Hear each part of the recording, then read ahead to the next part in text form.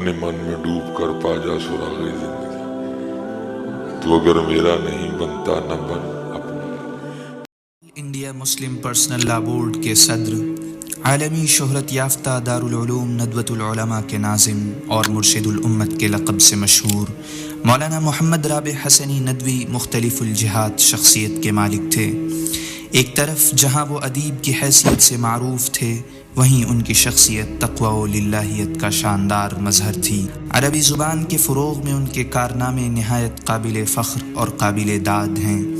چنانچہ 1981 میں آپ کو عربی زبان کی خدمات کے لیے انڈیا کونسل اتر پردیش کی جانب سے اعزاز دیا گیا اور اسی سال صدر جمہوریہ ایوارڈ سے بھی نوازا گیا۔ مولانا نے تکیہ کلاں رائے بریلی کے ایک دینی و علمی خاندان میں 1929 عیسوی میں آنکھیں کھولیں۔ والد ماجد کا نام رشید احمد حسنی اور والدہ محترمہ حضرت مولانا ابو الحسن علی حسنی ندوی کی بہن امت العزیز تھیں۔ آپ کی شخصیت کو نکھارنے اور سنوارنے میں گھر کے پاکیزہ ماحول کا بنیادی رول رہا ہے۔ جس خانوادے میں آپ کی پرورش ہوئی، اسی خانوادے کے متعلق مولانا سید حسین احمد مدنی رحمہ اللہ نے فرمایا تھا، اگر یہ خانوادہ اور تحریک سید احمد شہید نہ ہوتی تو آج ہم مسلمان نہ ہوتے۔ یقیناً اس خاندان کے دینی ماحول کی جھلک آپ کی شخصیت میں نمایاں طور پر نظر آتی تھی۔ آپ نے ابتدائی تعلیم گھر پر ہی حاصل کی، اس کے بعد مزید تعلیم کے لیے لکھنؤ منتقل ہو گئے۔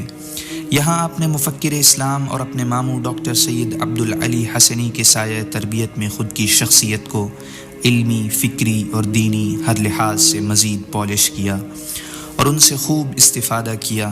پھر ندوۃ العلماء تشریف لائے اور اپنے وقت کے ماہرین علم اور اساتین فن سے خوب علمی فائدہ اٹھایا اور ہر خان علم سے خوب خوشہ چینی کی۔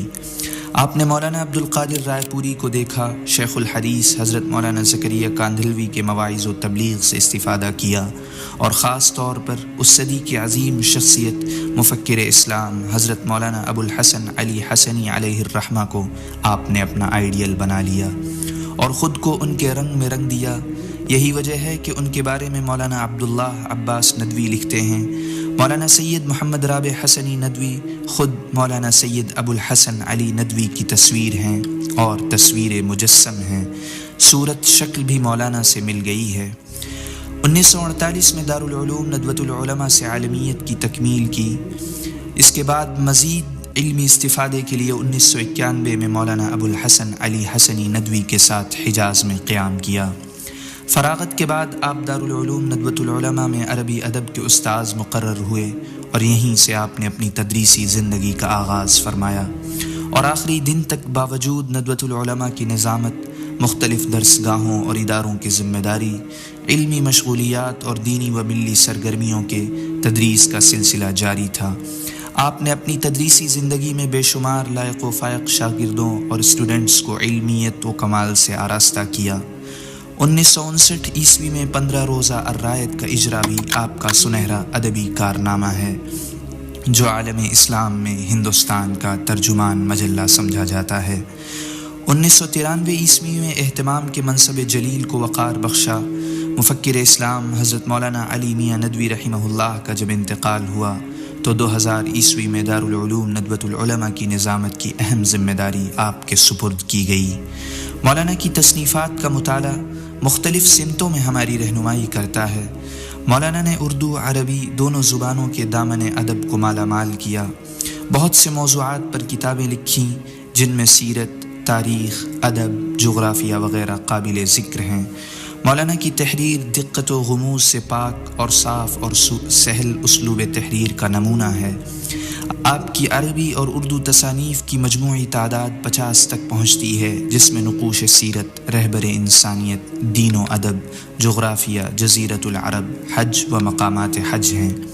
آپ کے علمی کارناموں میں منصورات کا مجموعہ ہے جسے ادبی حلقوں میں ایک مقام حاصل ہے، جو ہند و پاک کے علاوہ عرب ممالک کی بہت سی درسگاہوں اور جامعات میں داخل نصاب ہے۔ اسی طرح عربی ادب کی تاریخ کے موضوع پر تاریخ الادب بین عرض و نقد، یہ دونوں کتابیں اپنے موضوع پر نہایت اہم اور وقیع سمجھی جاتی ہیں۔ اس کے علاوہ آپ نے جغرافیہ عالم اسلام کے موضوع پر جزیرۃ العرب لکھی، یہ بھی اپنے موضوع اور فن کے لحاظ سے جامع ترین کتاب ہے۔ آپ کو فن فقہ سے بڑی دلچسپی تھی، چنانچہ اس موضوع پر بھی آپ نے کئی کتابیں اور مقالات لکھے ہیں، ان میں حج و مقامات حج اور بحوث فقہیہ وغیرہ شامل ہیں۔ Maulana Mohammad Rabey Hasani Nadwi all India Muslim personal law board کے چوتھے صدر اور دارالعلوم ندوۃ العلماء کے حالیہ ناظم تھے۔